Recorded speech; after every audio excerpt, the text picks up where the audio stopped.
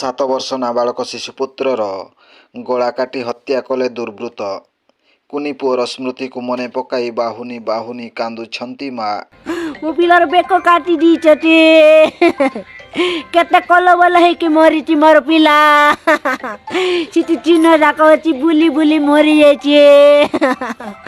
ତାକୁ କେତେ କଷ୍ଟ ହଉଥିବ।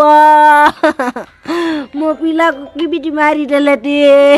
ରାୟଗଡ଼ା ଜିଲ୍ଲା ବିଷମକଟକ ବ୍ଲକ ଅନ୍ତର୍ଗତ ଚାଟିକଣା ଅଞ୍ଚଳରେ ଜଣେ 7 ବର୍ଷର ଶିଶୁକୁ ଅପହରଣ ପରେ ଗଳା କାଟି ହତ୍ୟା କରାଯିବା ଘଟଣା ସମଗ୍ର ରାୟଗଡ଼ା ଜିଲ୍ଲାରେ ଚାଞ୍ଚଲ୍ୟ ସୃଷ୍ଟି କରିଛି।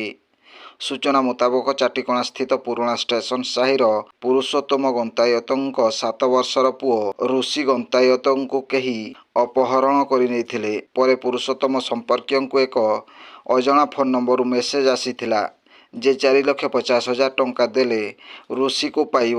କେହି ଜଣେ ଏପରି ଧମକପୂର୍ଣ୍ଣ ମେସେଜ ଦେଇଥିଲେ।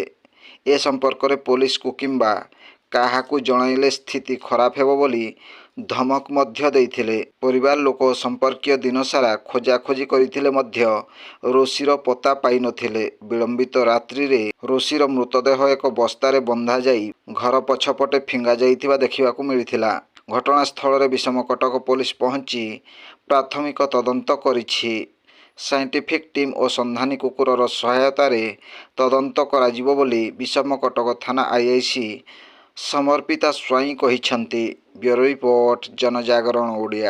ଭିଡ଼ିଓ ଗୁଡ଼ିକ ଆପଣମାନଙ୍କୁ ଭଲ ଲାଗୁଥିଲେ ଆମ ଚ୍ୟାନେଲକୁ ସବସ୍କ୍ରାଇବ୍ କରିବା ସହ ଲାଇକ୍ ସେୟାର କରିବାକୁ ଭୁଲନ୍ତୁ ନାହିଁ।